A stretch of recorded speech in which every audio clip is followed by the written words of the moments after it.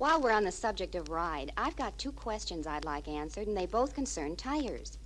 My husband insists that I keep the tires inflated to 24 pounds, like it says here on the chart.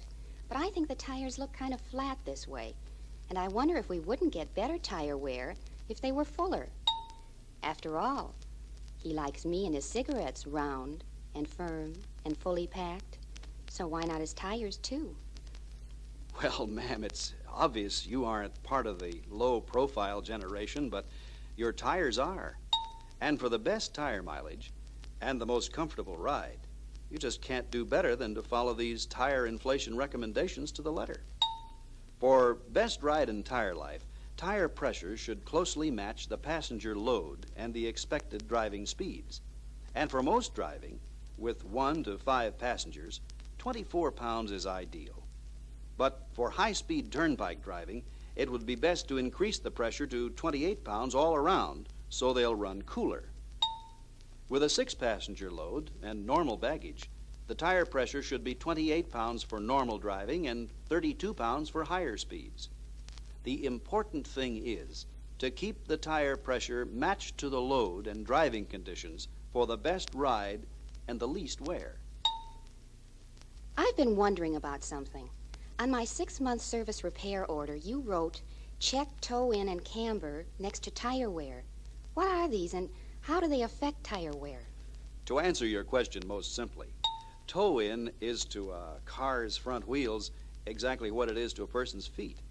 While people who toe in don't necessarily have shoe trouble, cars with even slightly incorrect toe in wear out front tires fast. Now, camber, on the other hand, or foot, is like people who walk on the sides of their shoes. It's how much the front wheels are tipped one way or the other from vertical. While people who walk with improper camber wear down their heels quickly, incorrect camber will cause noticeable tire wear only when it's more than a degree out of limits, like if parts are bent from hitting a curb or from a front-end collision. Well, you look like you're all set for a swinging vacation, but why so sad? Because we're going in our brand new Cadillac. And that makes you sad? Why? Because it's not broken in yet, and my husband will drive fast and ruin it. We're leaving right after lunch, and he just has to rush after every meal. Oh, what's a wife to do? Why don't you start by drying your eyes? Because your new Cadillac doesn't really need any slow-driving break-in.